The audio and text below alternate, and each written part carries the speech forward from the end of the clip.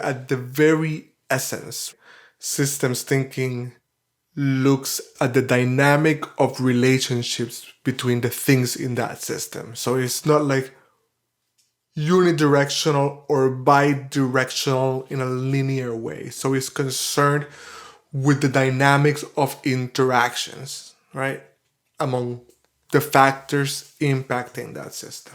But I'll take a step back and we can stay on systems because system is still the catch-all term.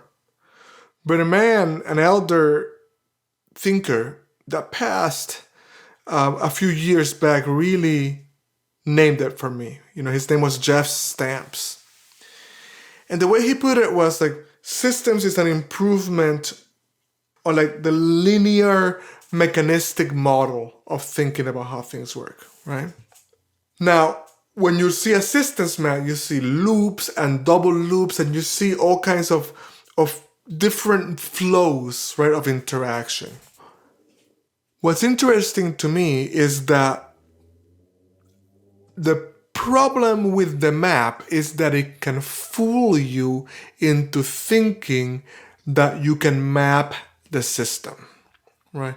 And so then I think about working with complexity as the next evolution from systems thinking by itself, right?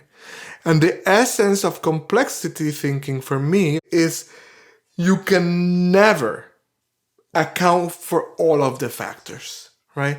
So in some ways you gotta stop trying, right? So we get this kind of analysis paralysis where you're trying to like hedge all your bets and you're trying to find out all of the things that are going to impact the thing so that you don't get it wrong, right? And I think sometimes we misapply systems thinking to think we can map it all, when actually what complexity science tells us is there's always going to be too many factors impacting it. So I think that has to be an important overlay. And then I'll finish by saying the next layer for me, and I see this as kind of sequentially building on each other, is network theory, which is the link between the nodes.